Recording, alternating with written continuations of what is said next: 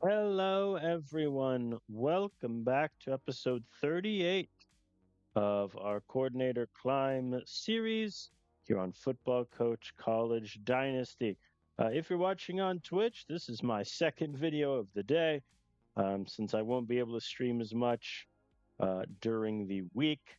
I wanted to try to get some streams in when I can and sort of spread out the videos accordingly. So the Colorado Rockies rebuild episode will go up on Saturday, and then might be a Sunday upload for the YouTube audience. But since you're in the future with me right now, you'll know whether that holds true. Last we left off in the series, we played through the first 8 games of the season, quite a bit, and overall, very happy. We're 7-1. The only loss by 11 points to Ohio State, even though they themselves are not having like a great year in terms of OSU standards. They're still a top 5 offense and a top 20 defense, so no slouch at all. But pretty happy with the season so far. Unfortunately, San Diego State, was ranked at one time, then they lost a couple, so they're not ranked. Oregon sucks. Kansas State, I think, had we played them in the middle or later, they'd have been ranked, but played them early on. So that is what it is. Plan of attack today. We are going to finish out the regular season. We're on the road at USF, then home to Stanford and Air Force. 2 insanely crucial games for recruiting purposes. And then at Arizona State to close. And they might be ranked by the time we play them because they have Arizona, Cal, and San Diego State, all 500 or worse teams.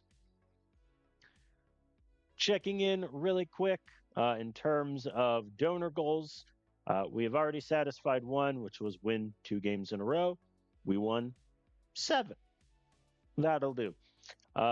2 diamond donors, we won't know until the Air Force game. They both want us to beat Air Force. The final diamond wants us to hold opponents less than 38% third down conversion. Right now, we're at 35. So we are just on the line. And then 1 gold wants to have a safety earn all conference, and the second have a QB earn all conference. At the moment, QB I think is going to be tough. Patrick, he's not going to have the yards that he did last season. He'll probably have the touchdowns. Turnovers are down, which is good. But, all it takes is 2 other QBs to have slightly more touchdowns, and he's not going to get it. But we'll see. You never know. And then at safety, I think we should be set. Humberto Hargrove has 3 picks. That should be a slam dunk. Harrison has a pick. Aiden Stahl has a fumble and a pick. So I think turnovers should see us through in that department. In terms of looking at the coach's office, draft risk, we only have one, and that is running back John Lane, who is our number 1 back, redshirt sophomore. He's leaning toward the draft, but he's only projected to the 5th round. So hopefully I can convince him to stay, especially considering our current running back situation. Speaking of which, I made the decision to demote Rodney Butler. His ratings are better than the running backs behind him, but his production has just been terrible. He's averaging less than 3 yards a carry. He has 1 fumble on the season, not really proving much of an air threat. So in this case, I've already made the decision that Jackson Fletcher, he can just transfer and be gone. So I am giving 3rd running back reps to Sage Chaney down the stretch. He played as a true freshman for the AI before I got here. Then I promptly redshirted him, and he's only had like 2 carries this season. So he's going to be our 3rd running back down the stretch. Transfer risks, Henry Miller, corner. He's going to get enough percentage, I think, because due to injuries, he's been bumped up the depth chart. Caleb Taylor, depth safety. Really, he's quick. He's really good in zone coverage, but a bit shakier elsewhere. So I think I am going to let him walk. I've had the idea to maybe move him over to safety, but I have some younger guys that are going to be juniors next year that I'd rather play, to be frank. And then Nicholas Moon, wide receiver, he's going to get enough percentage. I moved him up in the depth chart. Abel Gadsden is going to transfer. That's fine. Then the aforementioned Fletcher. So nothing too crazy in terms of upset players. Recruiting, I will touch on after the USF game, and we'll just see how that all plays out. Speaking of which, USF is favored by 1 single point at home, which means on a neutral, we'd be favored. They do have a ranked win. They beat Arizona State, but they got drummed by Washington. Just lost to an 8-1 Sam Houston school. So very good for them. Doesn't look too crazy. Defensively, they're great against the pass. Very good against the run also. So this could be a low scoring affair. They're number 2 in the country in opposing 20-yard plays. So it's like USF, a formidable opponent. They have 10 recruits visiting, including a handful of 4-stars. Good on them for competing with those. Last season, we beat USF by 10. But before that, USF ran the table with Utah. So we'll see how it plays here. We will call tails, as it very simply does not fail. Utah wins the toss. We are going to defer, as is our want. And we are going to begin, as we always do, with a blitz. No, and they got 8 yards. Terrible. And they converted the 3rd and 2. There we go. Mario Wright with the sack. And USF punts.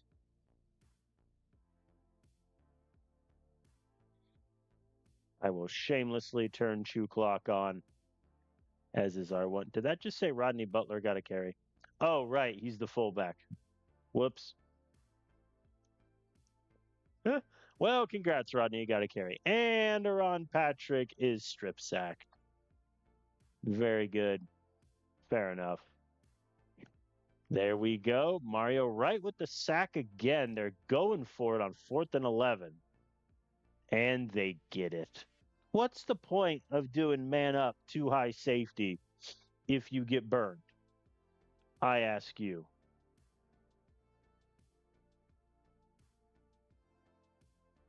I mean, I'm just going to keep blitzing. There's really no reason not to.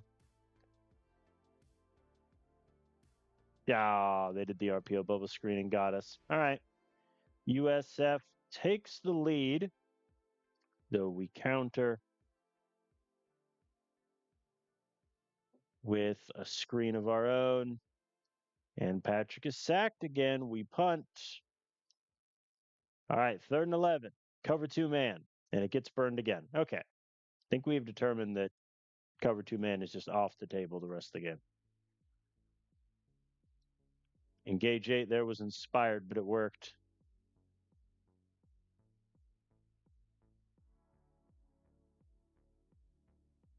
All right, 3rd and 8. They get the conversion. Right now, their 3rd down conversion rate, 4 of 6. 3rd and goal at the 2. Send it. And they ran it in. We're down 14-0 early to USF. Yep, nothing there. We punt again. And they convert on 3rd down again. Oh, brother. They convert again on 3rd down. They're 7 of 9 and up 21-0. Wow. I'm keeping Chew Clock on because realistically, there's no reason not to here. 1st and goal at the 4. I'm going to run it once. John Lane runs it in for the touchdown. I'm not doing cover 4 quarters. There's too much time left on the clock. I'll do it there once. Mistake. Send the house. Oh, brother. All right. Well, good news is we start with the ball. Bad news, man. I mean, don't get me wrong, the turnover didn't help, but they are taking us to school right now. And John Lane loses 3 yards. That tracks. 3rd and 4, incomplete. I got a punt there. All right, tackle for a loss for Hargrave. That'll help the old stats. Yay, they punted. Let me confirm something really quick. Yeah, Hargrove. I keep calling him Hargrave. There we go. Good run. All right. 3rd and 5. Yeah, I'll pass it. Man. There we go. Dylan Jenkins gets us the conversion on 4th and 5. Come on. We're moving. And John Lane, 0 yards. 40-yard field goal, or we go for it on 4th and 2. I'm going to go for it on 4th and 2. There we go. Copeland gets us the conversion. Incomplete. Do I go for it again? 4th and 2 at the 12. We get it again, Copeland. 2nd and goal at the 1. Think we just run it in. I have never lost 3 yards on a goal line rush. Like, that's actually crazy. I'm going to go for it, 4th and goal at the 4. My argument being, if I don't get it, USF has to drive like 96 yards. So I think let's try smash corners, see if we can get them on the hitch routes. No dice. John Lane dropped it. Unbelievable. Fair enough. That sucked. I mean, 3 points doesn't really help us that much anyway, but that was that was almost a 12-minute drive. Nothing to show for it. All right, there we go. We get the stop on defense. Let's keep it moving. If we don't score on this drive, I think we're in pretty big trouble. 8-yard sack. He's not making the 52-yarder. I might as well just call it deep pass and come what may. Yeah, no. Like, man. Yeah, now they can just run the ball down our throats. We're doing worse against USF than we did against Ohio State, which is pretty concerning. And John Lane goes backwards. Fair enough. We'll just punt.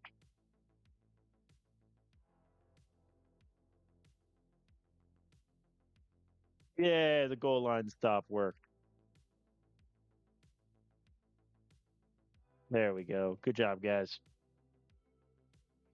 All right, let's see if we can get points for Pride. Nope. Patrick got sacked. All right.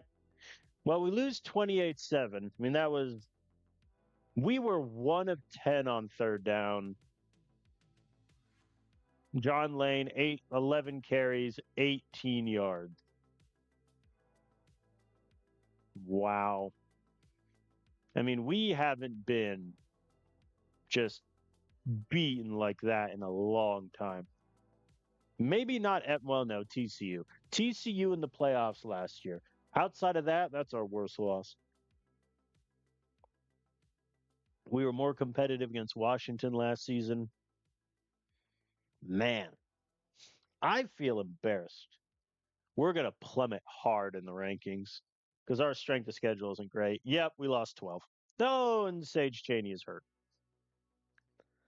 Man, I finally get him carries and he just gets hurt. Fair enough.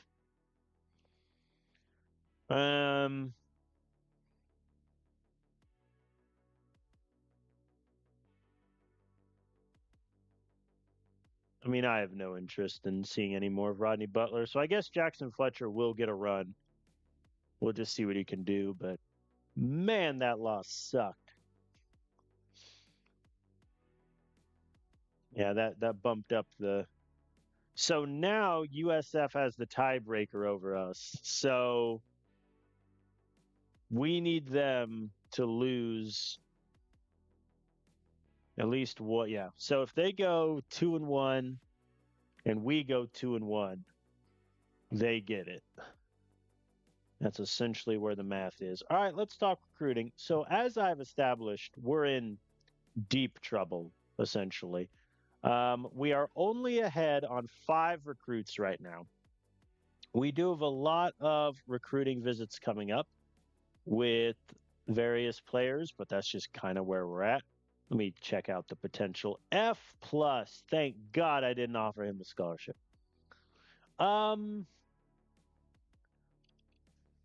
So I don't think I can add a wide receiver. You know what, buddy? Get in here. So Cameron Gorman was a second. There was a 2-star prospect I found. He has A potential. I'm gonna go in for him because why the heck not? He's got A potential. I'm chasing Boise State hard for him, but we'll see how it goes. But yeah, like I'm behind on so many guys. It's kind of outrageous. Air Force had their visit with Blake. Only 400 points. I'm not too concerned. Hawaii had a great visit for Bryce Butler. They got 730 points. Israel Key is not getting anything. Yeah, there is a decent chance that like we end up with a very, very, very, very, very small recruiting class. The fact that LSU's ahead on Gary, they haven't even scheduled him for a visit. Like, it's so upsetting. I am upset. Okay. So yeah, that loss just took so much wind out of our sails in conference. But it is what it is. We're going to work on stopping the run. That seems to be a big problem. All right, let's look at Stanford. So they're 5-4. They, however, did start 0-4, so they're on a 5-game winning streak. They just gave Washington their first loss of the season. So they're red hot. Their offense looks terrible. Their defense is really good at forcing turnovers and getting sacks. That's about it. All right, we're favored by 7.5 points at home. We have 9 recruits visiting, and every single one, maybe with a couple exceptions here in the middle, it's a close recruiting battle, come what may.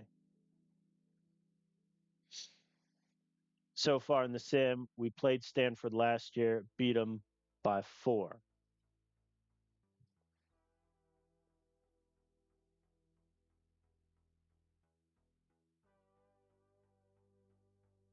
We will defer. I'm half tempted to just receive now because I'm tired of being down 7-0. Oh, they beat us on the blitz. And 45-yard pass on the go route. And we're down 7-0 again. Man, oh man. 3rd and 1. I'm going to run it. And if I don't get it, oh my God, John Lane fumbled. And Aiden Stahl with an interception. Oh boy. All right. 1 turnover, 2nd turnover. 4th and 5. I'll punt. And 65-yard pass against my engage 8. Fair enough.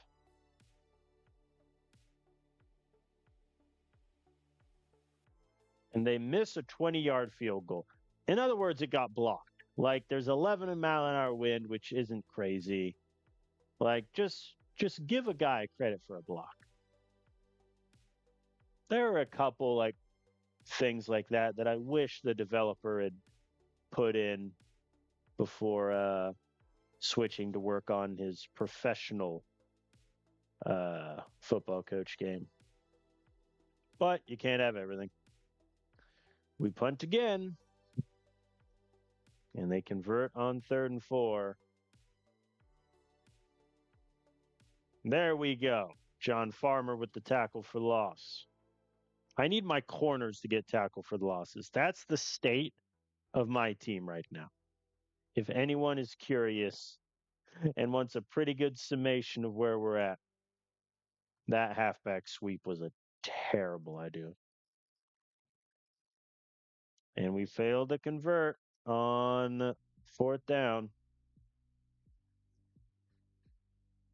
And they convert on 3rd and 9. We just can't get a stop. There we go. Oh my gosh, he missed another 20-yard field goal. Is he an actual kicker? Wow. Is he just not very good? And his power is a 65 or 75. Okay, offense. You've done nothing this whole game. There we go. John Lane, 54 yards. Thank you, sir.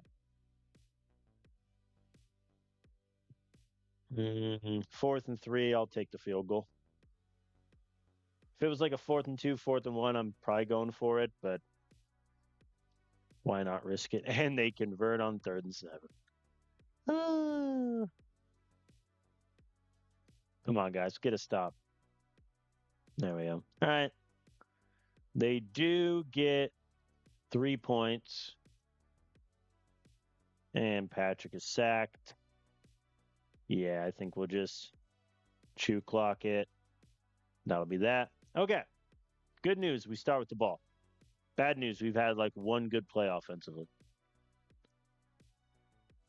There we go. 2nd and 1. Let's get greedy. There we go. Elias Byers over the middle. Touchdown.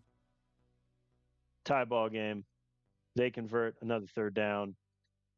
Because, of course, they're at 4 of 9 right now. There we go. John Lane, 47 yards. There we go.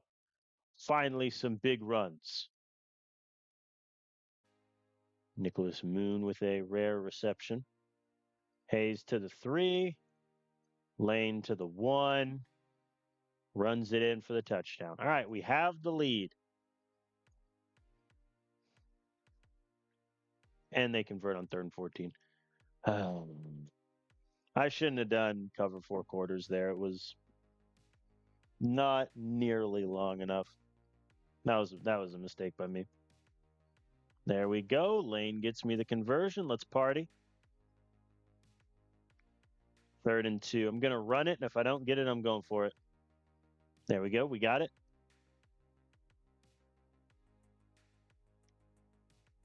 First and goal, 2nd and 3 in the 8. First and goal at the 5. Lane runs it in. We're back in business, and ain't it grand? And they get a 25-yard pass. Man, we can't do anything. And they convert again on 3rd and 10. Unbelievable. All right, we have 4 minutes. Let's go. Not like this. 3rd and 1. Surely. Thank you, John. And Patrick throws his first interception of the season, and it might just give Stanford the win. Ooh, they scored a quick touchdown, though. Okay. Okay, so we have a chance to match. 4th and 1, obviously going for it, and we don't get it. Fair enough. They missed the field goal. Ooh. Okay. Okay. 1:35, no timeouts. And Patrick is picked again. We lost. He has only thrown 2 interceptions all year, and it was in this game. Man. Yeah, that guarantees we will not win or not even get the chance to go for back-to-back Pac-12 titles. Oh, man. That's also playoffs done. So the best we can hope for at this point is a bowl game. And we improved in the rankings despite losing. Sure. Sure, game, whatever you say. Yeah, the visits are going to be terrible. Yep, terrible. Had we won, we might have gotten somewhere, but no dice. Wow. That that really annoyed me. Okay, so in terms of recruiting, let's do this. So Huffman, we have a chance. Nicholas, Moran, I think we're just out. Even if I do my best pitch, I'd have to offer money and I like him, but I don't think he's worth that. Maddox Co, we're out. Marcos Hale, does he like money? Somewhat. What if I offer him just exactly what he's worth? 310. Might be worth staying for Hale. Uh, Martin Stewart. I just assume he's going to commit with Hawaii, so I'll let him go. Chris, all right. So Cortina, we're 300 points behind, and he doesn't care about money at all. Even if I offer him his market value, although to be fair, that might be worth it. Okay, here's a fundamental question: do I think that Cortina is worth $1 million? No. Do I think he's worth 700,000? Maybe. So I'll offer him that. We'll go from there. We're only 200 points behind on Barker, and I really like Barker, so I'll stay in. Israel Key.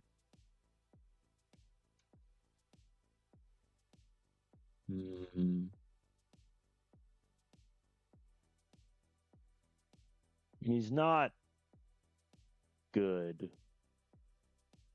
Fundamentally, that's the issue. But might be worth at least trying. Who's the other corner? Bryce Butler. Bryce, at least I have a chance. Yeah. So the question becomes, do I think it's worth it to offer Nicholas Moran money? He's got B- potential, which is His overall is not good. Probably going to have okay strength, good block shed, but IQ isn't that high. He is loyal, so if he hits, I don't have to worry about him transferring.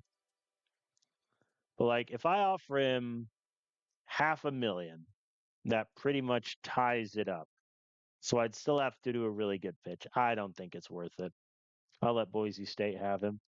Marcos Hale, I would much rather offer money for. He's got B+ potential, low mid 70s in the scores I care about. I think it'll be worth it to go for him. So if I offer him, let's say 300,000 and just a good pitch, we'll see how that plays. Cortines offered the money. Barker, I just need to make sure that he gets one of my ace pitches. Israel Key. See, he cares about money a lot. If I offer him $100,000, I have supplanted UNLV. So, 200,000 then. Don't think is that bad. We're at 11.2 million. I think I'll just offer money and I'll see if UNLV changes tactic. Man, that Stanford loss sucks. Patrick picked a heck of a time to have his worst ever game. I don't think he could have chosen worse. Genuinely. Butler, I think I'll do an okay. I mean, I don't think I don't even care about Butler. Really. I think Israel Key is the one I would have more preference for, shall we say.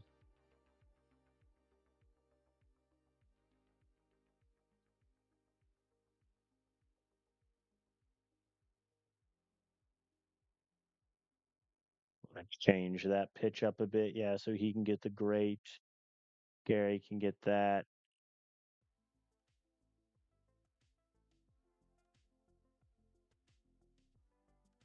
And I'll up this pitch by like 80. You never know. All right. Well, this season turned into one of promise to complete disaster in the span of about half an hour of real time. At this point, obviously, we're out of the playoff. We're not making it in with 3 wins, even if USF stumbles, which they just beat Oregon 40-0. I don't think they're going to stumble. Even if they stumble and we make the Pac-12 championship and somehow beat Washington, I don't think we're ranked. So, or in the playoff rather. So that's annoying.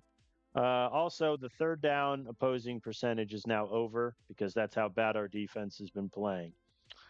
This Air Force game suddenly has become what will define this season because if we beat Air Force, we get $10.5 million. We're guaranteed 8 wins for the second season in a row. Because last year, we went 10-4. Whereas if we lose out, we don't get 8. So I would like 8 wins. Air Force is favored. They beat an FCS school, a average Cal team, a MAC school, Arizona, who was average, Colorado, who was average, lost to San Diego State, and just beat a bad Washington. How dare they be favored? To be fair, they have a top 10 offense. Yeah, this could get terrifying. All right, we have 10 recruits visiting. We are behind on every single one. So it's a question on whether we can catch on every single recruit. Last year, we beat Air Force by 3. This is a massive game. Let's see what happens. Air Force. Okay, I'm going to go against my modus operandi. I'm going to elect to receive and get the ball first because I'm sick and tired of going down 7-0. And John Lane immediately goes backwards. You know what? That's what I get. That's what I get. 3 and out, we punt. Great sack there from Emilio. That's huge. And they get 40 yards. Y'all. I'm just a tired man. I really am. They get a field goal, which isn't the end of the world, but it has been a while since we've had just a complete collapse. Let's see if we can get him on the slants. Nope. Yeah, I'll punt. Oh, what a terrible punt. I was hoping to burn him at like the 4. 3rd and 2, send the house. They convert. Not on 4th, 3rd and 6, though. Okay. Let's settle in. See if we can get our run game going more consistently. Sam Hayes, 0 yards. Yeah, that tracks. Thank you, Sawyer. There we go. Lane gets me 7. We're moving. 3rd and 5. I'm going to pass. There we go. Copeland gets me 6. We're driving. Thank you. We're at the 4. I'm going to throw it once and then run it if we don't get it. All right, I'm going to run it. There we go. John Lane, 7 yards into the end zone. We're up 7-3. Whoops. No, I do not want to do cover 4 quarters on 3rd and 1. Hey, Emilio. Good job, buddy. All right, let's keep it moving. Justin Weaver, the redshirt freshman transfer, catching balls down the field. There we go. Our offense is looking crisp.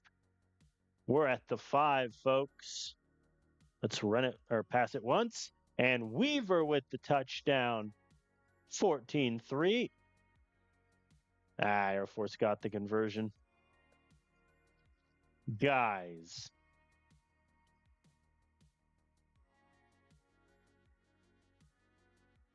All right. They get the field goal. I'm going to call a timeout and see if we can score a touchdown on the longest wide receiver quick you've ever seen. No. Okay. All right. Air Force gets the ball. So, yeah, my decision to receive backfired completely. And, that tracks. God, they're just killing our zone, man. I mean, they're killing everything. Like, there's nothing I could do right now that could stop them. So we just got to outscore them. And immediately going like 4 and out essentially does not help. God.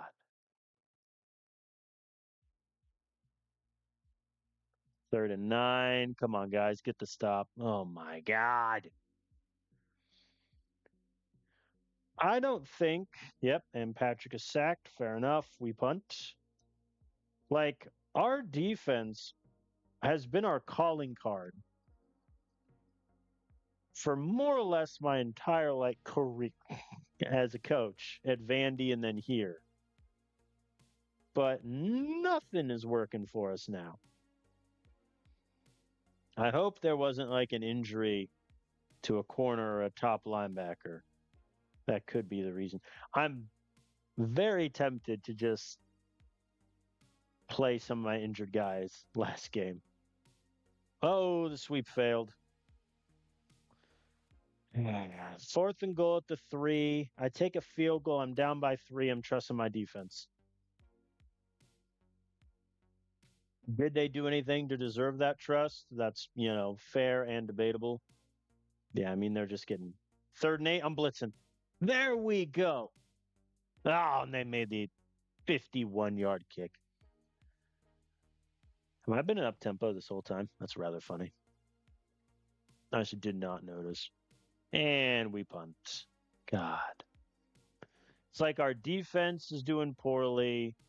Our offense is just doing bad. Like,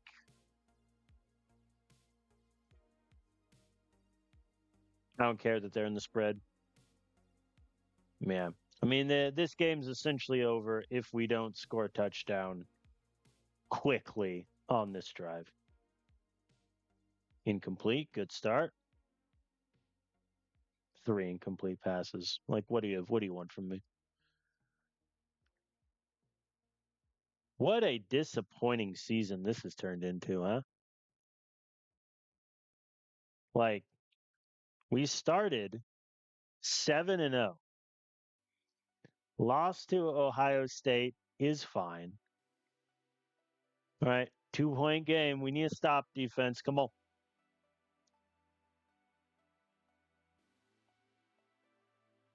3rd and 7. This is massive. And they get it. There we go. Good sack. 3rd and 4. I'm bringing the blitz. Okay. 5-point game. Minute 53. We have 1 timeout. Let's party. Pass dropped, you say. Neat. And the AI just used our timeout. That's quite funny, actually. Here we go. We need a touchdown. There we go. 22 yards. Huge. Massive. Deep passes, medium passes are nerfed. No problem. I have the stick play. There we go. We're at the 12. A minute left. Why did the AI just switch to normal? Why would they do that? 1st and goal at the 2. We're going normal. We're going to run it once. And it's in. John Lane, touchdown. Okay. 2-point conversion. No dice. All right. Here we go. Defense. Arizona State has 51 seconds. All timeouts. Incomplete. Incomplete. And they get the 3rd down because, of course, they do. Nope, that's not the right blitz. That's the right blitz. Good call. Incomplete. 2nd and 10. 3rd and 2. Do I blitz? I think I do. Dang. They're going for the field goal. 49-yarder. And they made it. Wow.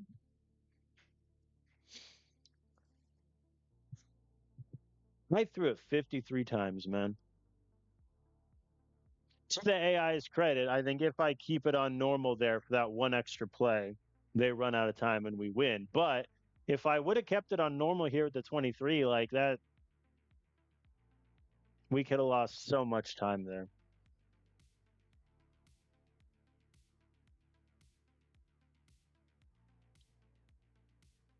What a disappointing season this has turned into. I'm so mad. Cuz like that's our recruiting class dead. Like actually dead. We might end up with like single digit players.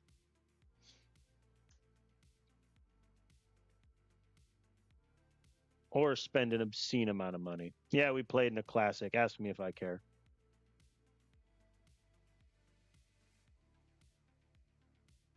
We got a few players. We didn't get Israel Key. Yep. UNLV did a good pitch, so I don't know if we get him either way. But yeah, I mean that's it. Like the good news is we played in a classic, so we got that boost. But had we won the game, we would have gotten so much more. Now it's essentially pointless. All right. So do I care about Blake Hunt? He has A minus potential. He does care about money. I think especially with our financial situation being a little shaky, I think I'm at least going to try to snipe him from Air Force. Okay. Caleb Simon, very simple. I am going to write you a check for $2 million. Genuinely, because he's worth $2 million. Look at him. Take it or leave it. Nebraska offered money for Ethan McClain. I could offer money, but like he has D plus potential. I'd rather try to see if Barker needed money. That would be my thing. Oh boy, there's so many of these are just going to be neck and neck.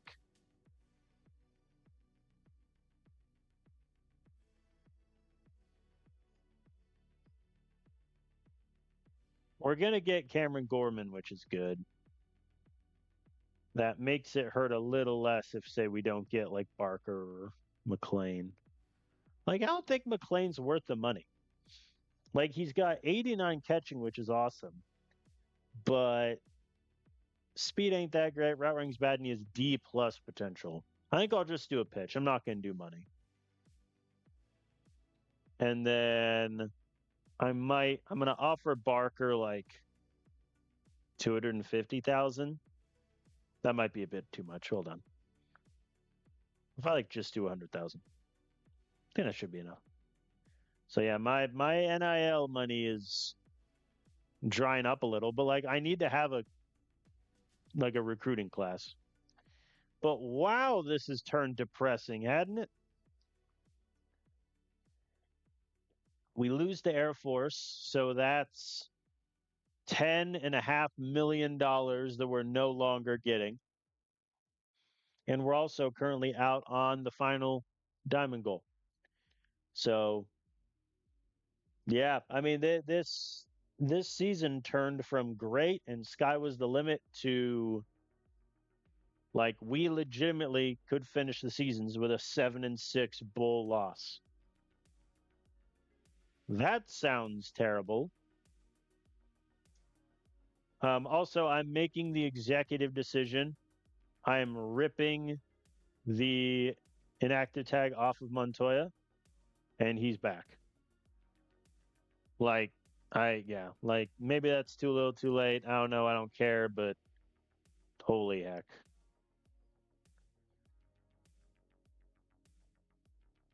Do I care if Farmer like transfers? Not really. I'd almost rather play Farmer. John, which do I want to play Farmer? Do I want to play Miller?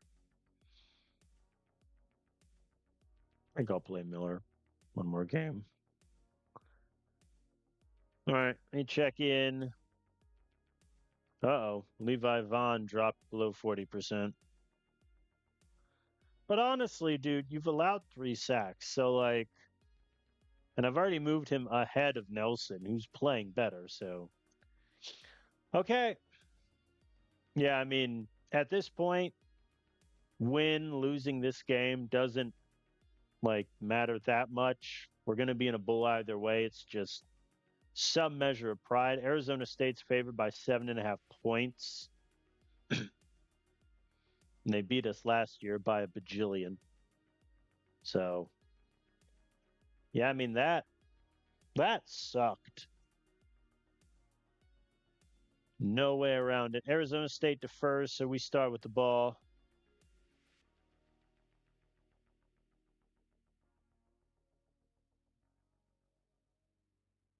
Like the two biggest games we put recruiting emphasis on, we go 0-2. Unbelievable. And Patrick is picked. You know what? I hope he doesn't win all conference, and I mean that genuinely. Like he doesn't deserve it. Good sack there from Tolbert. But he has played the worst football in the most important games.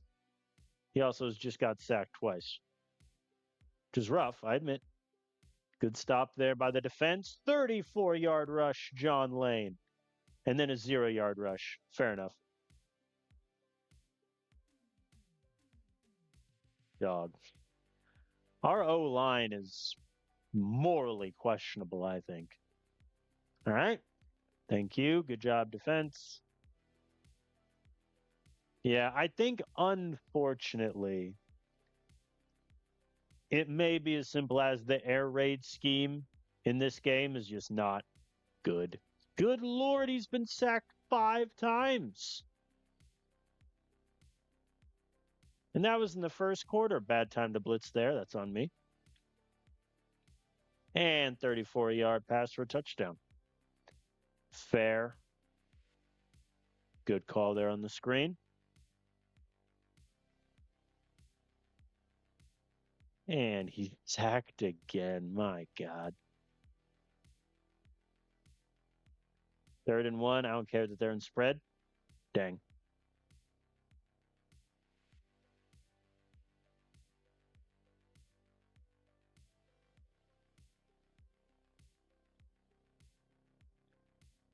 Well, we might as well try.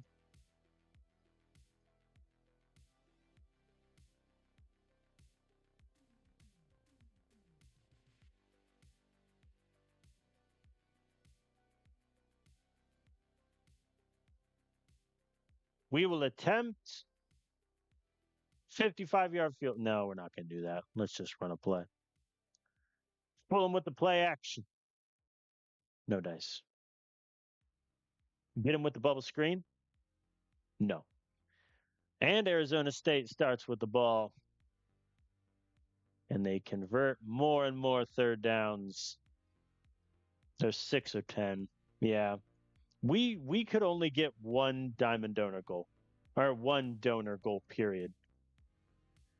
This might be a rough. Next year might be even rougher for us because we're not going to have a lot of money. We're not getting like any don't like we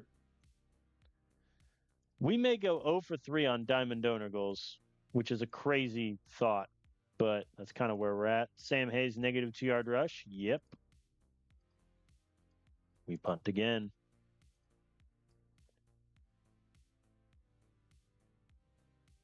I'm blitzing, I don't care. And they convert because of course they do. Oh, brother. Yay, we converted a 3rd and long. It's the 4th quarter. We just done nothing this whole game. There we go. The run game. And Patrick is sacked for the 7th time. Unbelievable.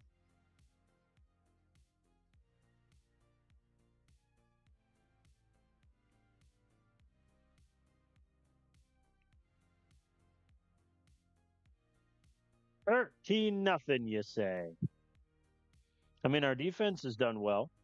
Like, if I hold an opposing team to under 20 points, I expect to win the game. I also like that now our offense decided to get moving.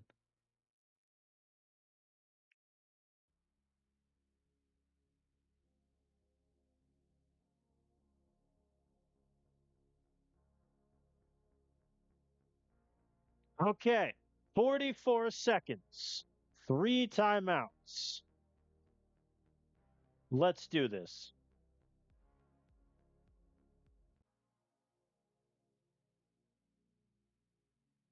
Great time to be sacked. Great time. 4th and 13. No dice. He threw it 4 yards. Yeah.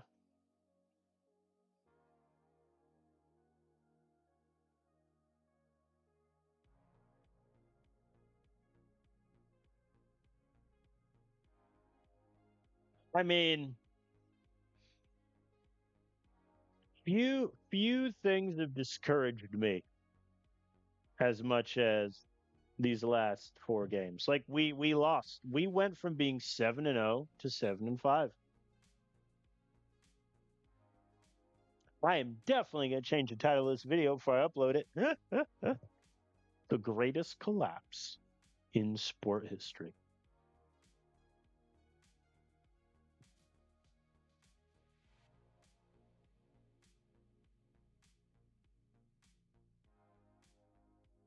Yikes. Who hurt? Walker Gibbs. You can just go down there, buddy. I'll move you at inactive. It's okay. Oh, brother. Like, look at this. Look at how depressing this looks.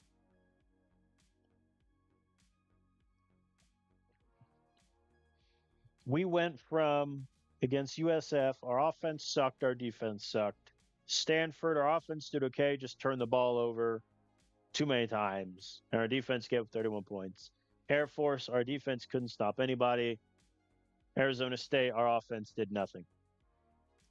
So there's that. 2 guys commit, and we get both Nicholas Huffman, A plus potential tight end, and Ryan Gibbs, A minus O lineman. But he also has a 62 overall. So, we're ahead on Caleb Simon. Let's go. Oh, Purdue. Had a great visit from Morton. That's a shame. Kind of like Morton. Man, we offered money for Blake, and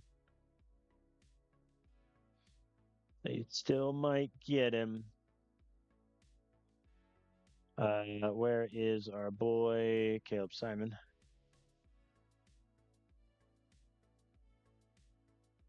Like, he's still narrowing schools. The fool may not even commit in this window, which is very upsetting. Like, the one time I'm actually going for a superstar, if he doesn't commit, I will be so upset. Yeah, no. There's no point offering more money. Oh boy. Like, so in terms of recruiting class, we can end up with a max of 20 players.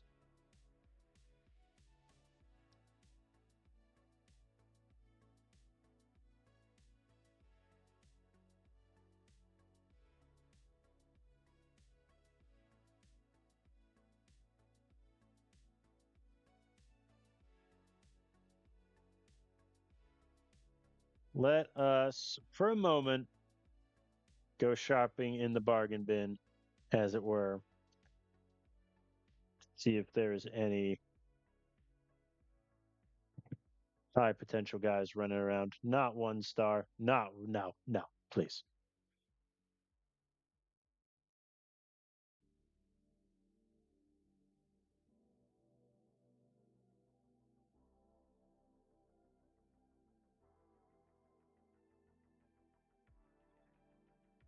Martin Stewart goes to Hawaii. Yada, yada, yada. Oy.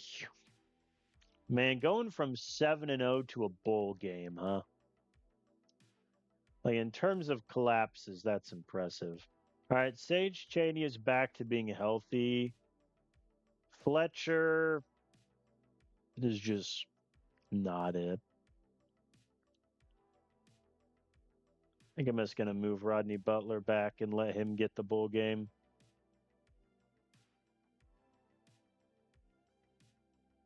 Oh, rough for Cheney. Only had 4 carries. All right. Barker goes to Nevada. 14 points. That's so annoying. I should have offered more money.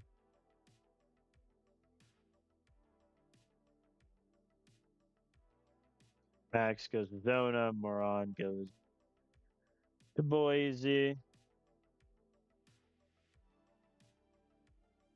If this clown, wow, Air Force really wants Blake. Like, what would I have to offer? So let's assume they do like a 400-point pitch. So I'm 660 behind. I would have to offer like 700,000, and I don't think he's worth that. Even with A minus potential, like his physicals just aren't good. I'm going to offer Caleb Simon an additional $500,000.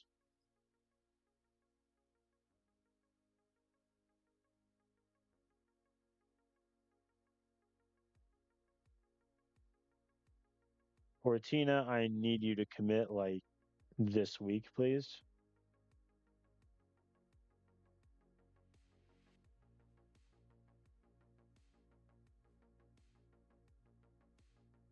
Like, even if I have from 300,000 more, it only gets me 100 points, but that might end up mattering. I don't know. Oh, brother. All right, we are going to sim through conference championship week.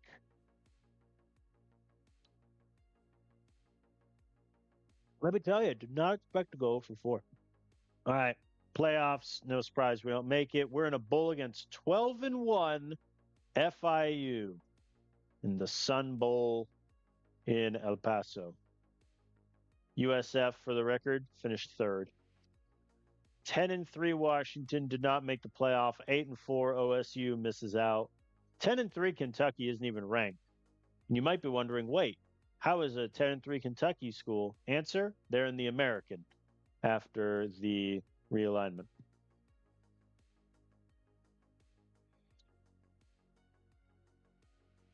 All right, Blake, we assume, goes to Air Force. We do get Marcos Hale, so that'll help in the running back department. We do get Ethan McLean, who will certainly redshirt his first JUCO year.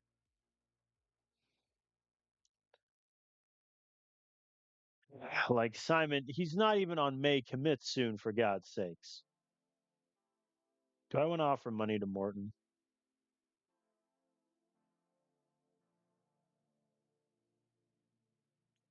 Because Hale already committed, but Hale is on a different timeline. I think it might be worth it to offer Morton money. Does he even care about money? Oh, no, he doesn't. Like, if I offer him his value, it's 232. He might be worth that. Like, if we're being honest, he might be worth $500,000 because his ball security is already a 91, speed's an 87. If I'm operating in the assumption that John Lane is going to declare for the draft and there's nothing I can do to stop him, I think that's the easiest way to think about it. And so if that's the case, then I have no running backs for next year because I got 2 graduating seniors, Fletcher's transferring out, Sage Cheney has like 4 carries this season. Like, I have no alternatives. So, postseason, if you care, Bama, JMU, USF, and Notre Dame are your buys. Michigan against Duke. Clemson against A&M, Minnesota against USC, and Florida State against Baylor. My dark horse to win the whole thing is Baylor. In the conference championship, USF destroyed Washington 38-16. Texas Tech lost in the MAC championship game. Wait a minute. 12-1, Sam Houston State. They're only ranked. Who they lose? Oh yeah, they lost to Kansas State. That's right. That's rough. Poor Sam Houston State. All right, so the only hope we have for awards, really, or for donor goals, is that a safety earns all conference and a QB earns all conference. Let's find out.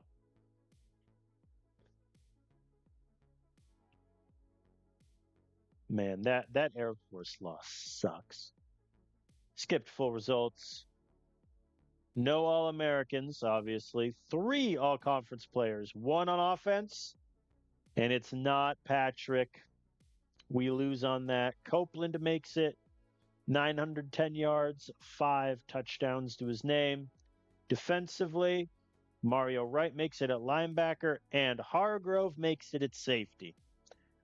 All right, so we do get that 1 donor goal. Mario Wright, 75 overall.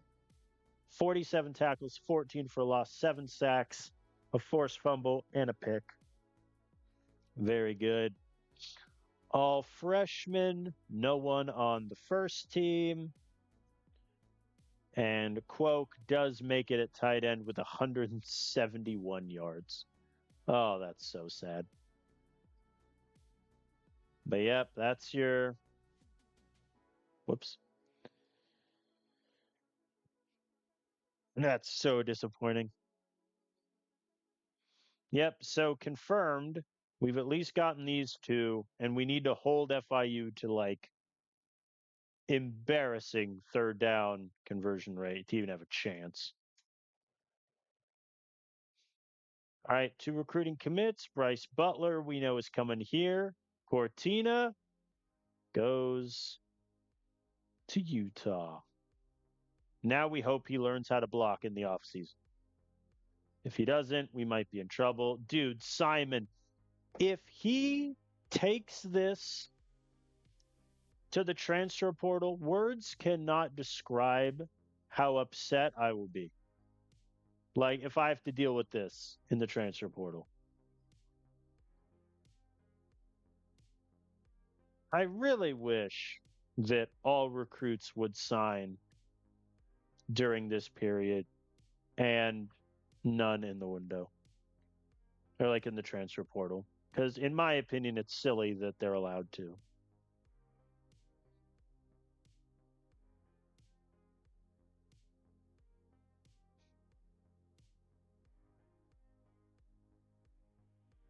Don't mind me.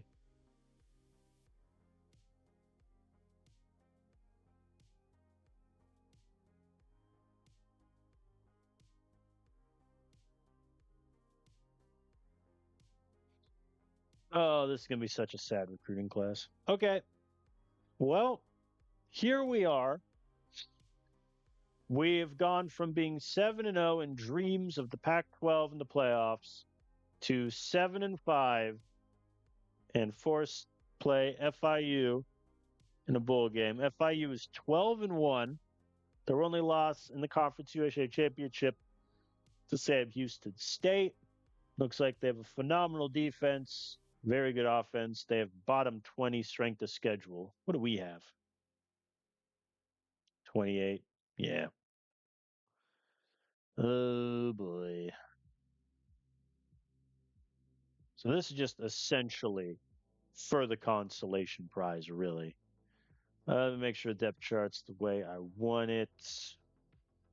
Gibbs is out, but everybody else should be healthy. Yeah. Look at Mario Wright. Oh, what a guy. What a lad. All right, let's party. FIU is favored by 2.5 points. We have never played them. We will call tails as it never fails. We win. I'm going to receive. I know that backfired spectacularly against Air Force, but I'm feeling better about this. So let's rock and roll. Good gains here. We're already at midfield. And then we get sacked. Not, you know what? 4th and 6. Who cares? Z shallow cross. And we get it. 14-yard conversion. Let's go. 3rd and 1. Conversion. 1st and goal at the 2. John Lane runs it in. We're going to be aggressive. It's a bowl game. Who cares? Like, genuinely. Oh, they converted a 3rd down. No, they converted a 2nd one. No, they converted a 3rd one. Well, there goes our chance of getting that donor goal. All right, we convert off of levels. Very good. How long did that first drive take? Yeah, 7.5 minutes for us, 5.5 minutes for FIU. It's quite funny. There we go. Hayes gets me the conversion. Come on. What is kind of funny, I've noticed on this slant play with the tight end over the middle, he only ever throws it to the tight end. Ah, he threw it to the outside, and look what happened. Let's be bold and try a screen. No dice. 4th and 2 at the 5. I am going to kick to go back up by 7. 3rd and 8. There we go. Defense gets the stop. I'm vindicated. Now we have a chance to go up huge. 1st and goal at the 5. Oh, sacked. There we go. Brian Bowers slants. We're up by 14. We're doing good. And they got a 32-yard rush. Pass, I should say. All right, they punt. I am just going to run the clock out.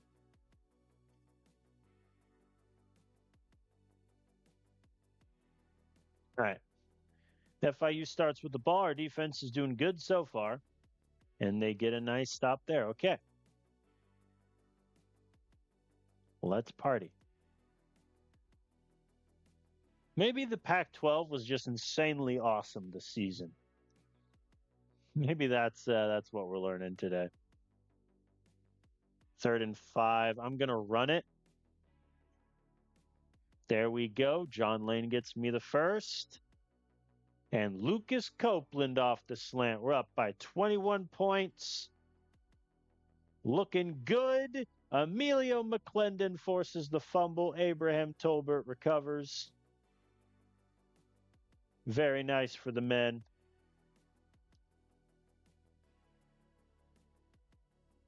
John Lane runs it in. The backups are now in on defense. They immediately give up a 3rd down, and they give up a 2nd one, and they give up a touchdown. All right. Thanks, backups. And Dylan Jenkins on the go route, nearly 70 yards, all the way to the 6. Uh-oh. There we go. Brian Bowers touchdown. The backups are back in on defense. And they allowed a 71-yard touchdown pass off the. I can't with these guys, man. All right, now we're essentially just going to run the ball out. Backups are in on offense. The play action was successful. 3rd and 3. Let's see if we can get him on Crow Flat. And it worked. Elias Byers touchdown. Okay. This was a lovely. No, you're going for it on 3rd and 5. There we go. A lovely, lovely, cathartic victory as we destroy FIU 45-17. Unfortunately, they did well enough on 3rd down that that donor goal is dead. So we went 2 of 6 on donor goals. 0 for 3 with Diamond. Patrick had maybe the best game of his career in the final game of his career. Going 27-31, 310 yards, 3 touchdowns. Very good. Even Sebastian Grant got some run there at the end. Very happy with our offense. Defensively, I mean, the backups allowed 14 points. The starters only allowed 3. All right, we go 8-5 with a Bull win. Objectively, I think it's a good season for us, but given the 7-0 start, like it's terrible. No one committed? I hate this game sometimes, man. Yeah, it looks like Purdue really wants Morton. But I also want Morton. An additional 300,000 US. An additional 500,000. Dude, the fact that Caleb Simon is a superstar and he's like, you know what? I'm going to wait until the transfer portal. Nah. Like, that's so annoying. All right, we'll just advance past the bye weeks.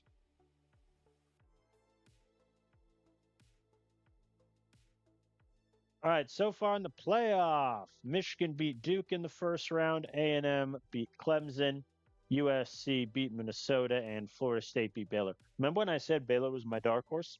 Let's all laugh. JMU then beats Florida State, USF beats USC, A&M beats Notre Dame, Bama beats Michigan. So USF still going strong, and he commits 2. Oh, good. Oh, yeah, and it was 2 of the most obvious ones. Taylor Brandt, A- D lineman, and then Braden Gary, who is going to be a backup QB for us for like 3 years. So that'll do. We are now ahead of Purdue for Morton. But Caleb Simon, it looks like, is determined to take this into the transfer portal because the last week he can commit is next week. So, yeah. Don't really know how to feel about that. Bama beats A&M, USF beats James Madison. So Bama against USF, we are obviously rooting for USF and the Pac-12. Come on. If they win, I should title the video Pac-12 champs. And that, look at this. None of these guys committed. All 6 of them. I did all 6 of them. I'm gonna have to keep pitching all 6 of them into the transfer portal. Why would these 4 not commit? I am up by 1,300 on Carlton, all the way to 3,300. Sometimes this game genuinely upsets me. This is one of those times. There's no reason for these 4 not to be committed. Simon and Morton, whatever. They're close races. I think it's stupid, but whatever. These guys should be committed. And it's very annoying that that's a problem with this game, and it's been a problem since the game was in early access, and it's still a problem now.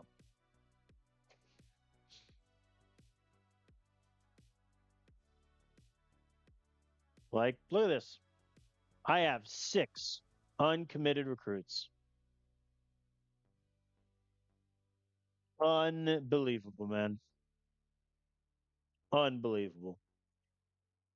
That's so upsetting. Bama beat USF also 38-7. Wasn't close. Yeah. I mean, again, 8-5 with a bowl win is a good season. It is a bad season given how we started. So 80 opinion change goes up by 15. Our job status is now extremely safe. Fan base passion remains at a B. We gained 3 integrity. Oy vey.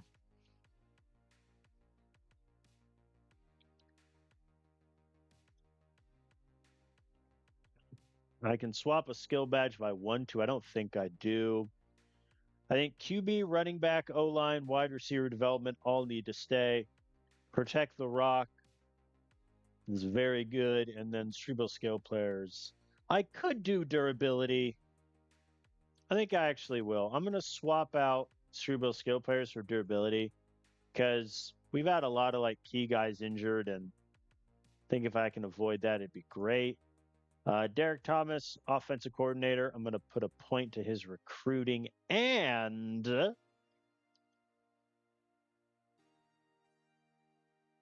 I will give him cerebral skill players so that I get that bonus back. Ha Lester up his recruiting. Let us advance. All right, Coach Carousel. I think I'm going to stay at Utah. I don't really see a point in leaving. Yeah,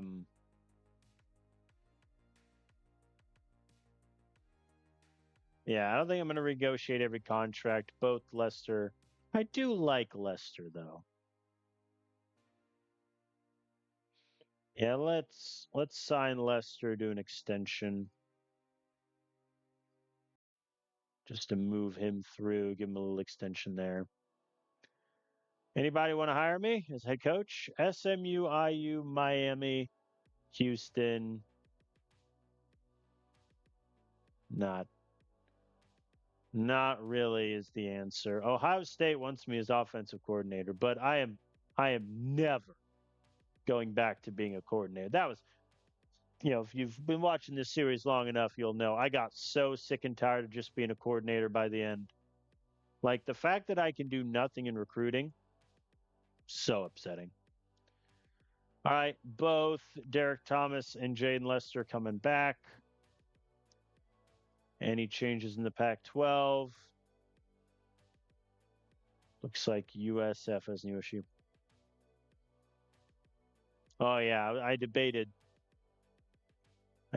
getting this guy as an offensive coordinator a few years ago. All right, let's just advance and get to the sad part of the video because we have seniors leaving, 17 of them, in fact. But first, John Lane. Make an all conference team in 2040 or pay him money. I can't afford to pay him that money.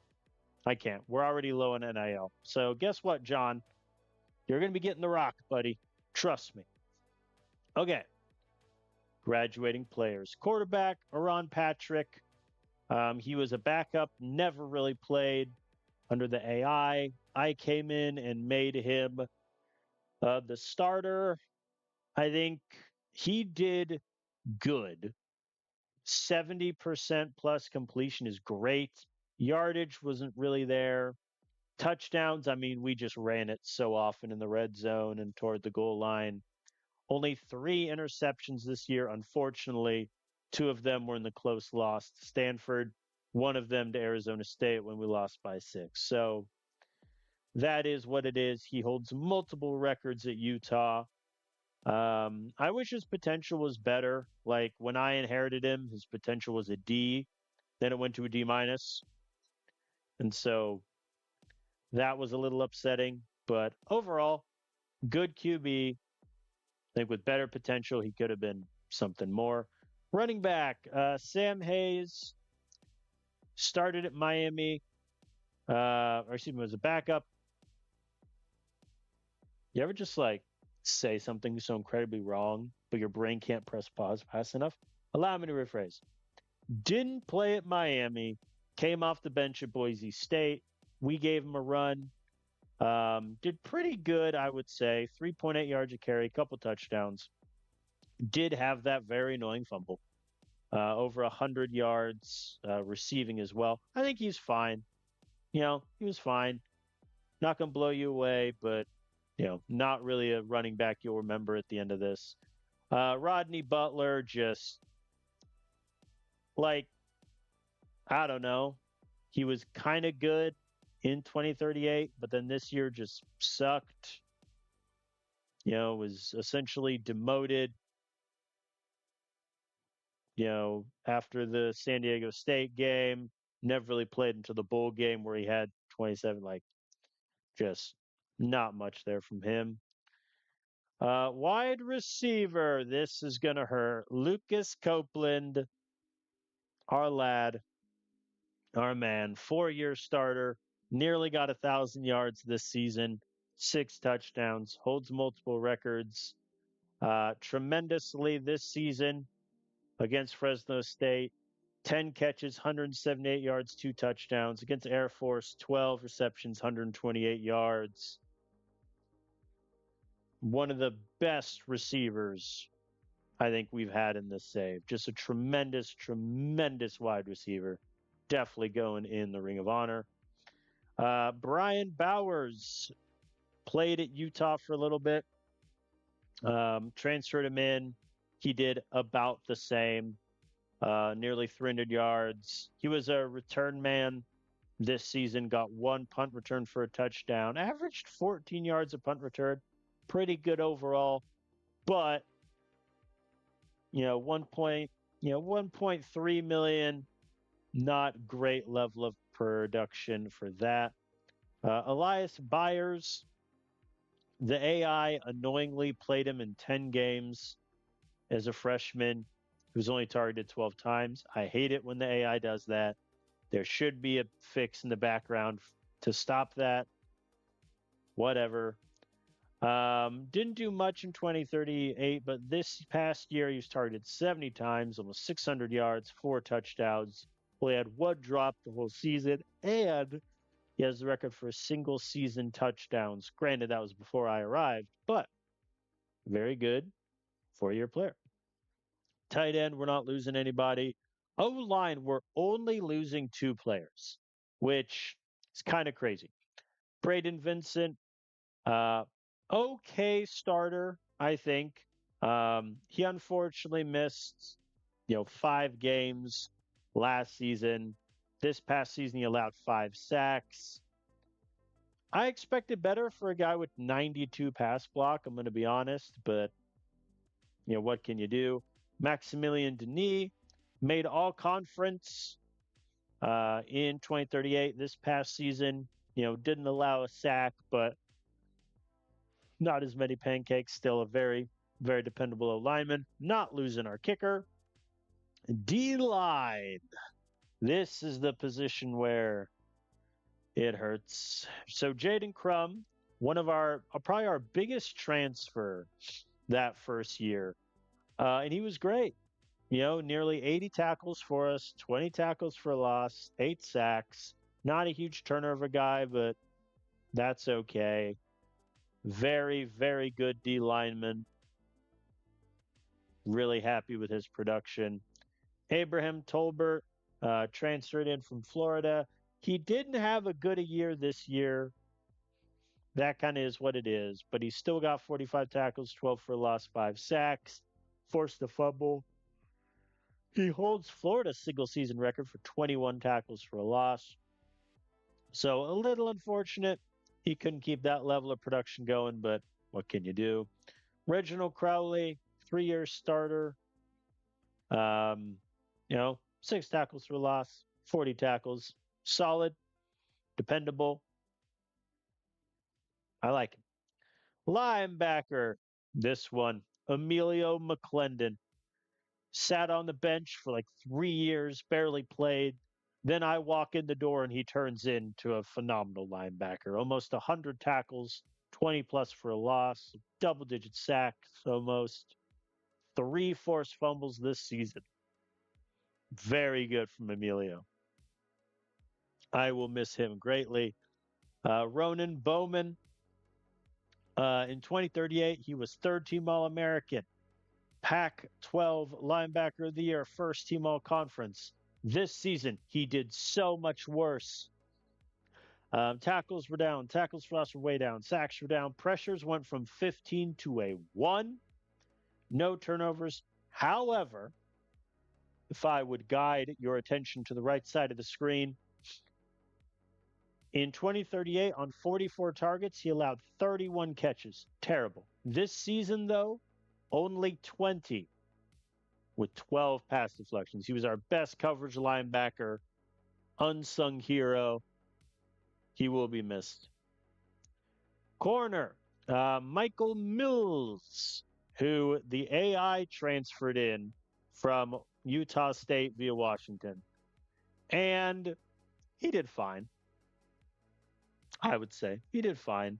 I don't know how he got targeted 54 times at Utah State. Like that's just an insane number. But with us, he allowed a little more than 50% completion. Not a huge turnover guy. Decent enough in coverage. No complaints. I did have to pay him 1.6 million to keep him around. I think, you know, maybe not the most, the best thing to do, but he did pick up two different injuries the year before, so figured I'd give him a shot. Alec Montoya played as a safety for Boise State. I converted him to a corner, and I think not great. 60% completion allowed. Didn't get a single turnover. One tackle for a loss. Picked up the leg injury, obviously, that knocked him out for a bit.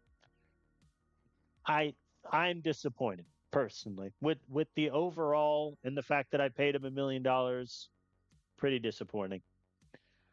Gavin Douglas, here's a good one. Barely played in year one, got targeted 9 out of 10 times, but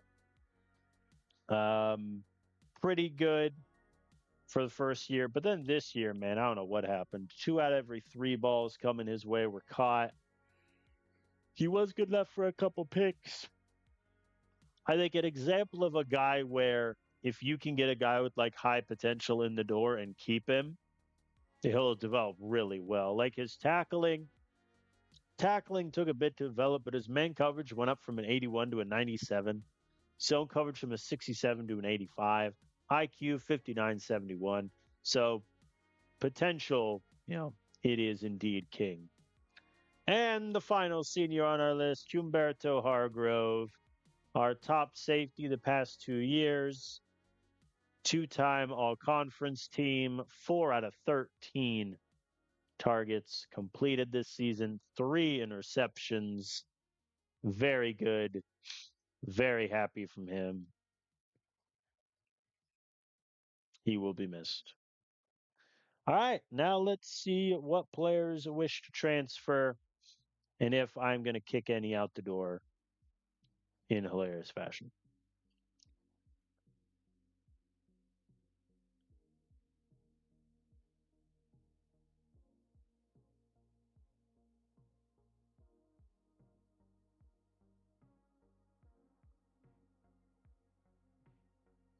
Oh boy.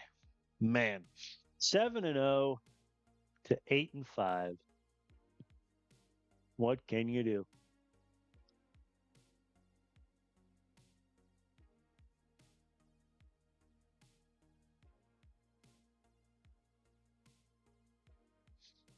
All right. 5 players want to transfer.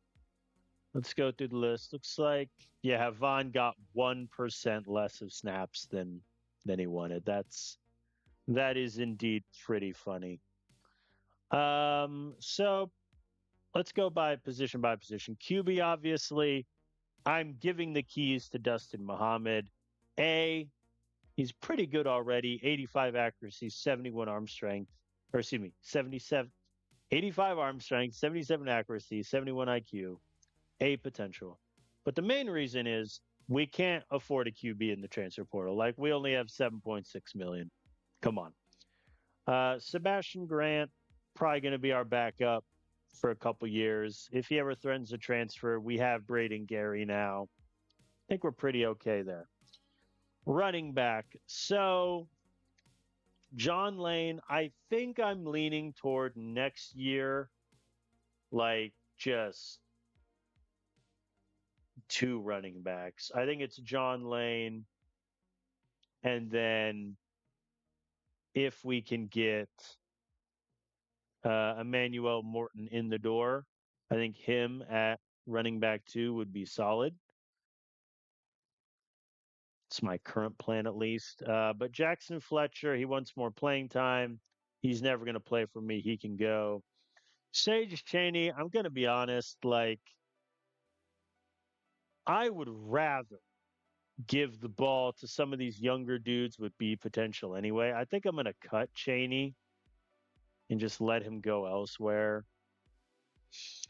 We have Antoine Benjamin, a JUCO guy, but his ball security is a 66. Like it went down, folks, from when he was a JUCO recruit. So he may just never ever play. So I'm not counting on him for anything. We have some younger guys with good potential. We'll see what they can do, but yep. All right, wide receiver. Nobody wants to leave, which is good.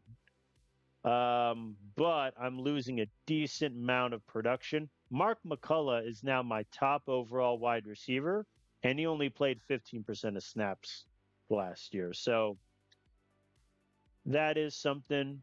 We do have some guys that redshirted, but their potential ain't great. So, Ethan McLean may play in year one as a JUCO. We'll see. I don't think I want to cut anyone. Like, I'm just kind of shotgun blasting it with these guys down there. Tight end, nobody wants to leave. I am going to cut the walk on for obvious reasons. It does go toward one of my players cut, which is annoying. And yeah, I mean, Sawyer Quoke, listen, I don't know if anyone was paying attention against FIU. He had 5 catches, which was his most in a single game, ever. I think Sawyer Quoke is gonna be my tight end one until he complains about snap percentage. Then it's gonna be Nicholas Huffman. So that's where I'm at there. Raul Price can be a backup next season also. O line. Levi Vaughn wants to leave. I am more than happy to let him. He allowed, 3 sacks last season. I got some dudes with really high potential down here that I would like to play. So yeah, he can go. We're already going to get Christian Cortina, who will probably play year one as a JUCO guy. So, yep, he can go. Kicker Webster, I think did pretty good as a true freshman. Only missed 3 kicks. All were medium, that 40-ish range, I believe. He did miss 2 extra points, which is a bit infuriating, but that is what it is. So happy there. D line, Gadsden wants to leave. I am going to let him. Same kind of argument. I got Ricardo Norris, Kyler Malik, Malcolm Barber, Javier Key, guys with really good potential that I'd like to see reps in. So Gadsden can go. Never really played for me all that much. We'll see where he ends up. Do I want to cut Tyson McClure? I don't think so. I don't think I need the roster spots all that much. But yeah, D line, we are looking a bit scary. Linebacker, thank God nobody wants to leave. Oh, we need I think with linebacker, we just need coverage guys. I like Mario Wright. He's all conference. He's terrible in coverage. Terry Moya is the worst coverage linebacker I've ever seen. He only played in 4% of snaps, but he got 5 tackles, a tackle for loss, and a sack. Demarin Montero played as a freshman, but, he's bad in coverage, allowed 68% conversion rate. Jamie Pryor plays a bit, good stats, but gave up 70% completion. So when we bring in 1, maybe even 2 linebackers in the transfer portal, they need to be coverage guys. If we get Caleb Simon, that would help quite a bit. But he decided to wait. Corner, Henry Miller wants to leave. I think I'm going to let him. He has the worst potential possible in the game. And, he was okay in coverage, but he didn't play that much. And,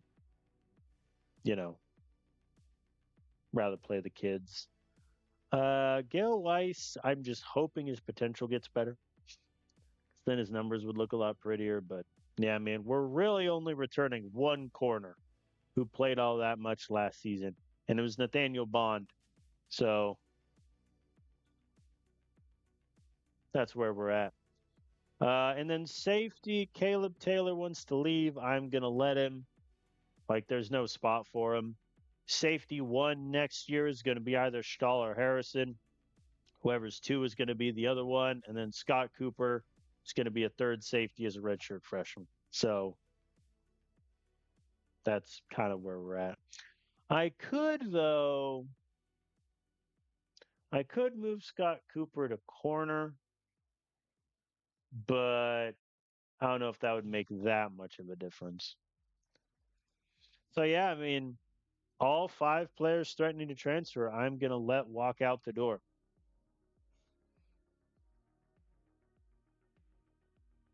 I don't think it makes sense to keep any of them. Like Jackson Fletcher is the least athletic running back any of us have ever seen.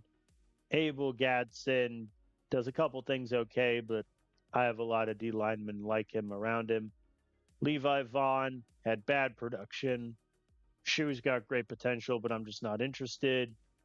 Caleb Taylor isn't going to play, and Henry Miller isn't going to develop and has probably blocking some younger corners from playing. So outside of that, we did two cuts. We cut Sage Chaney and we cut Colton Wilkerson, the walk on. Maybe a little harsh for Chaney. I mean, he is loyal, but his potential's kind of gone up and down. And I also need like scholarship spots. Like, sure, I have 12 open right now. I also have 6 uncommitted recruits. So that's not nothing. All right, let us advance. See if any of our seniors were drafted.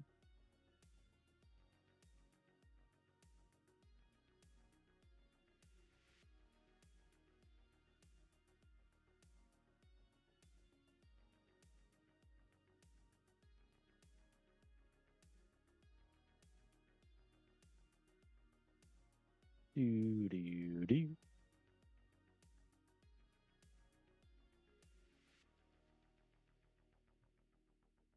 Three players from Utah have been drafted. Lucas Copeland, round 322. Michael Mills, round 331. And Jaden Crum, round 7, pick 30. Any of my old friends from Vandy? Nope. Damn. That's tough. That's tough. Oh, Cyrus Hodges went to the portal? You let him leave? Why would they let Hodges leave? To be fair, he wants to win. So, like, he probably demanded a biblical amount of money. But also, Vandy went 2-10. Their only wins, Akron and number 7, Georgia. They literally kept Georgia. They kept Georgia out of the playoff. Oh, that's hilarious. Good on them for being spoiler. Ring of Honor inductees. I think Copeland, obviously, Ring of Honor. Like, come on. Jaden Crum. I mean, 2 years is a tough barometer, really. I'm going to say no for now. All right. Transfer portal. So, obviously, I'm not going to go through the portal here right now, but I think let's go through and figure some stuff out. Caleb Simon, you get an amazing pitch every time. Myers, Carlton, I don't care. Ryu doesn't matter. Gorman doesn't matter. So Morton and Simon need to get very good pitches. Because I really like Morton. All right, let's go through the team really quick. QB, we're good. Running back, I think I'm going to focus on Morton. But if there's like a transfer running back that it looks like would be a really easy layup, I might target them because right now I don't have a running back two, let alone three. Wide receiver, I kind of want to play, give Nicholas Moon a lot of reps. Hope Conley or Martinez or Bullock can take a next step. But the problem is a lot of wide receivers want to come play for me because, the air raid stuff. Tight end, we're fine. Offensive line, I think I might go for like one guy, but that's about it. Kicker, we're good. D line, I think D line, yes, but only if it's like an insane, really, really good guy. Because if not, the transfer will just get bogged down with all of these A potential guys. Linebacker, yes. Specifically, we're looking at coverage linebacker. Even if I bring in Simon, I still want to get another linebacker in the room. I think Montero's job is safe. Wright's job is safe, but that's it. Like if Jamie Pryor doesn't play next year, I'm not all that upset about it. Terry Moya, I can't realistically count on. Corner, yes. Like, yes, I'm retaining one corner that played, and these guys are all young, unproven, and scary. Safety, I think we're good. So, in terms of needs, I think our biggest needs are probably corner and linebacker. Getting a really good O lineman and a really good wide receiver would be nice. D line, I think, will help. So, let us take a look. First things first, are there any transfers that have 100 interest in me? Yes. There's two, and then there's a handful of 99s. Ooh, a corner. A true. Please, please have redshirted. Please have redshirted. Yes. Spencer Sawyer, man coverage. Wants to be a star. That's fine. 92. I mean, yes. Like, get him in the building. All right, 100. Oh, a quarterback. Well, why is his interest in me 100? I'm a little confused how this adds up to 100. I guess scheme fit. He prefers mine. Yeah, I don't need him. Ian Hurtado played for like barely a bit at Texas. Good speed. The 80 potential kind of scares me. Like, or 80 potential. The C potential kind of scares me. Like, but it looks like he'd be kind of a layup kid. A lot of QBs want to go for me, but that's okay. Eli Hunt, the AI played him 7 games. He was only targeted twice. I hate this game. I think Eli. I would prefer Eli. Oh man, an 80 overall, A plus. Hold on, hold on, hold on, hold on, hold on. Hold on. All right, hold on. We may need to. All right, Hunt is a definite yes.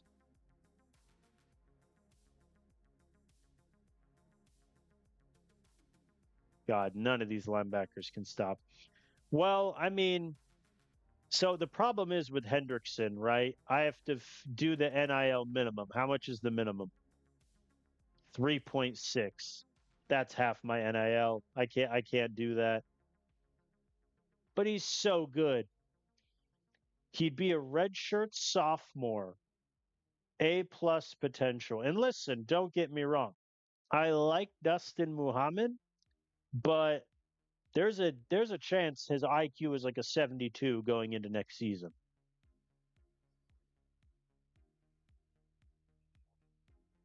We just don't have the money. Do I bail on Simon to try to get Hendrickson? Okay, let me. Why didn't I just type it in? I'm too committed to the button click. All right, so I offer him the minimum. That leaves me 4 million in NIL left. Sawyer wants an even 1 million. Hunt wants 1.2. So just with those 3 men alone, My NIL is down to 1.7. However, that gets me a corner, gets me a wide receiver, and leaves me open with a chance to get Simon to help out at linebacker. I'll keep that as an option. Let me look specifically now at running back. Are there any super interested? 94. There is a couple. Oh, Daniel Bush is very good. 91 man coverage. Okay. Hey, Cole McNeil. I recruited him for Vandy and redshirted him. I could get him. That would be a fun story.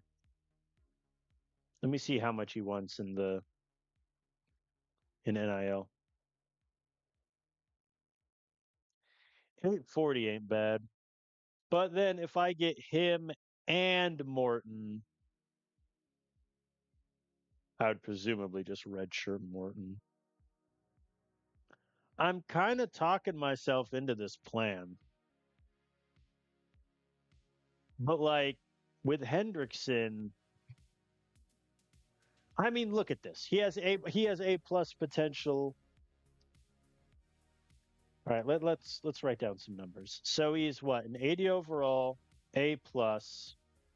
His arm strength's an 84, accuracy's a 90, IQ's an 82. And he's had 2 off-season games. Muhammad is 73 with an A.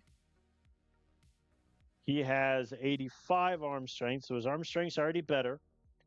77 accuracy, 71 IQ. So the question is, do we think in one off-season period that Muhammad's numbers would realistically, his accuracy, I mean, oh boy. This is a watershed moment for our program. Because if I go for this QB, like he's my starter for 3 years, without question. He's my guy.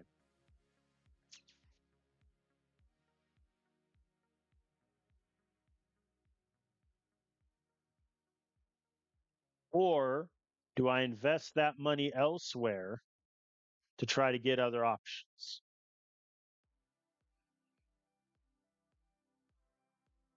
What am I missing right now? Corner, linebacker. I'm throwing my eggs in the Simon basket. Because this, I'm not getting a D lineman really.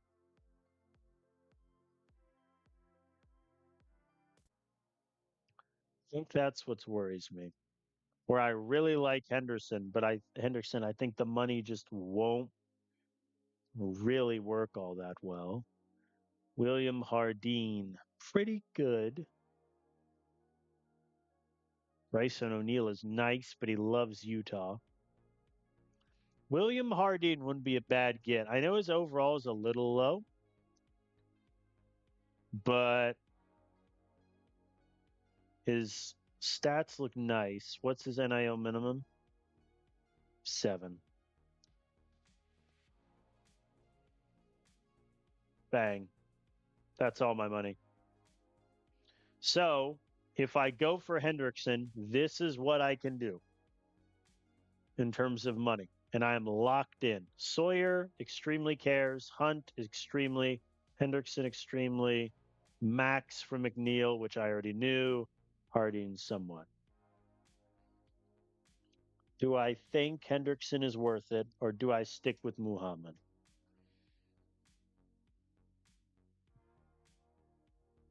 I like Hendrickson a lot. My only fear with Hendrickson is if the arm strength doesn't move all that much. I mean, it went up by 6 after he was a recruit.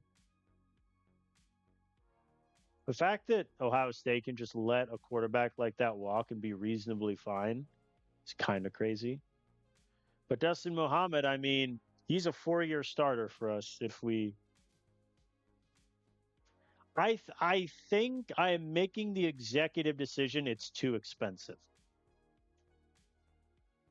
I think I'm making that executive decision. I think the money is too much.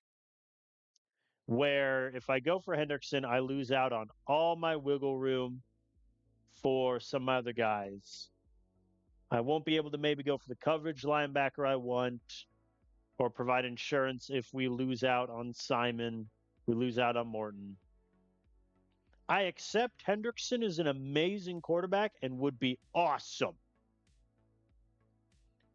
But unfortunately, I I think we'd lose a lot of these battles and we'd have no money to pivot.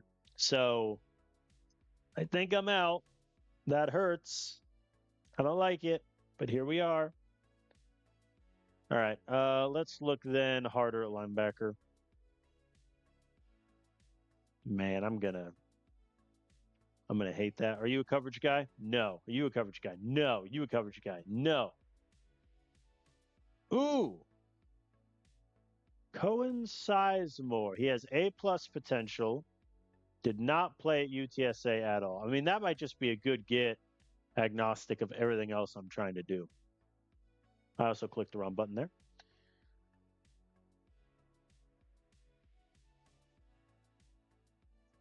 Man, there are some really good linebackers available, but none of them are good in coverage. Justin Waheed might be my only option.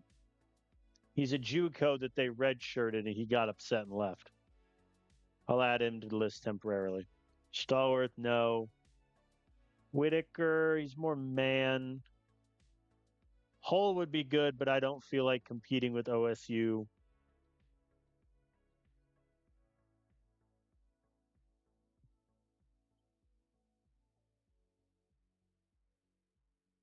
Eh, yeah, and a lot of these guys, unfortunately, I'm just quite behind on.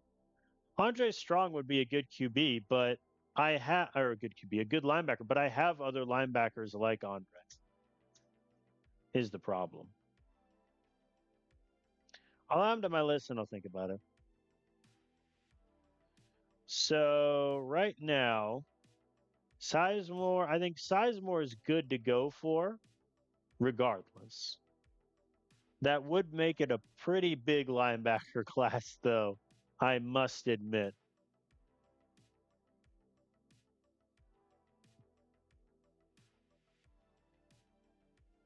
But he's got A plus potential. He's going to be a sophomore. Yeah, that's a good point. He's going to be a sophomore with like 70 overall, probably.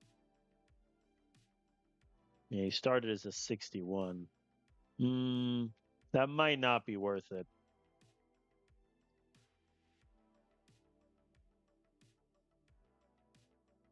Then Justin Waheed, he's an okay coverage guy. Get him for 2 years, but he's not really athletic.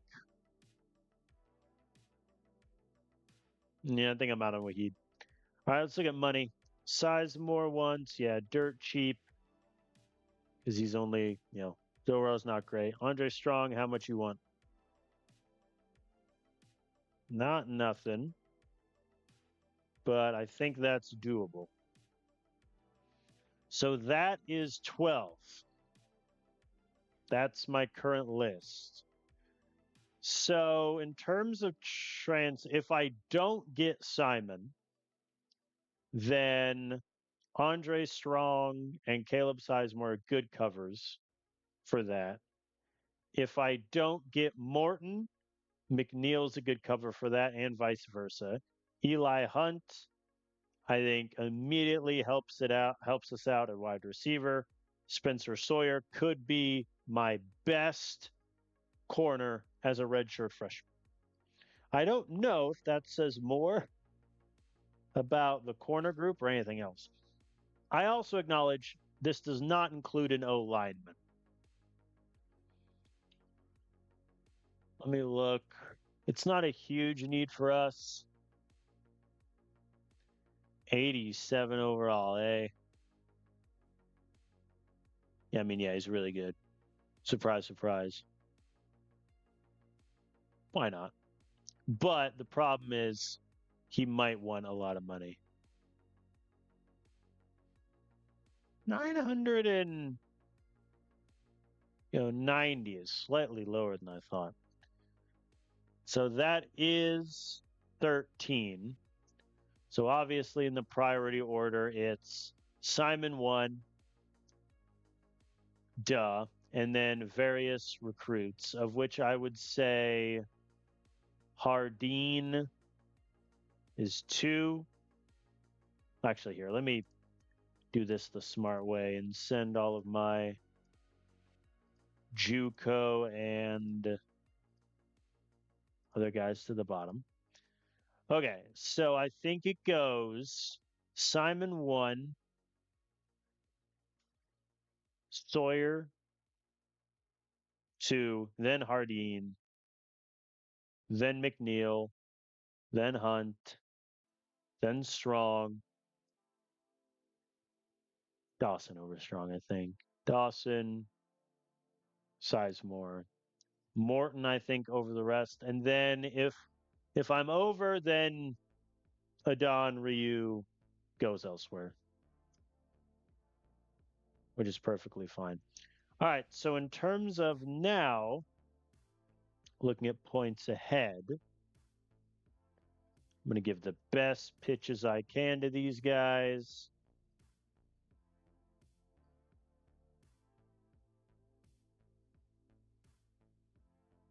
Oh, whoops. Wait. Oh, no, he gets the best.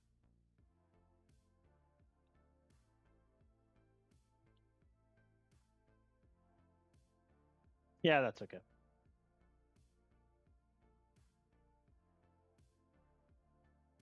That's my list. I think this is a pretty good list of transfers. Like Strong, like Caleb Simon would be phenomenal.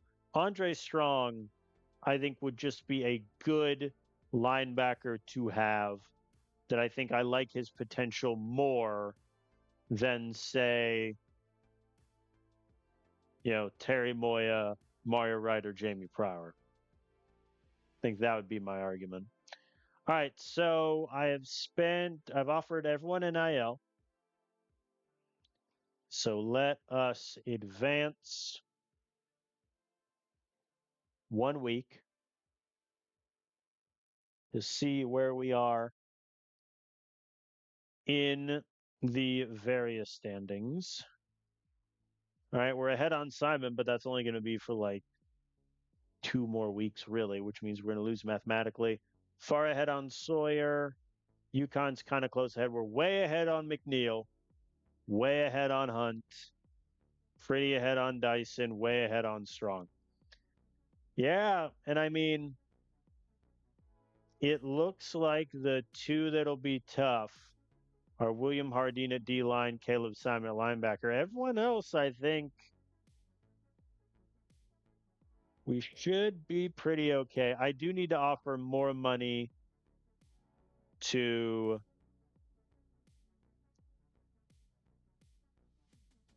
Caleb Simon again. But, I mean, what is money really for? Also, me offering Cortina, the money was a bit much. All right, so Simon, if I just give him an extra 500,000, that gives me 100 up on OSU, so 185 total. So yeah, that covers me on the difference between my best pitch and theirs. That covers me. I don't care about Ryu. Part of me doesn't want Ryu because he wants to be a star, but he's a 57 overall. I feel kind of silly for going for him now.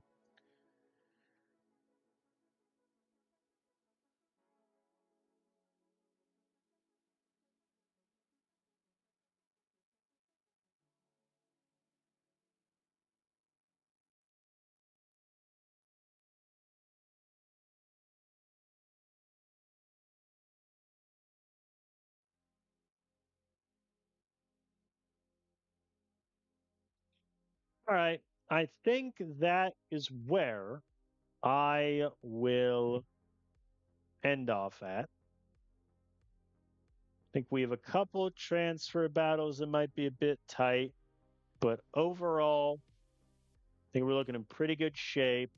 I have just over 1.3 million to spend next week on some of these guys if I want.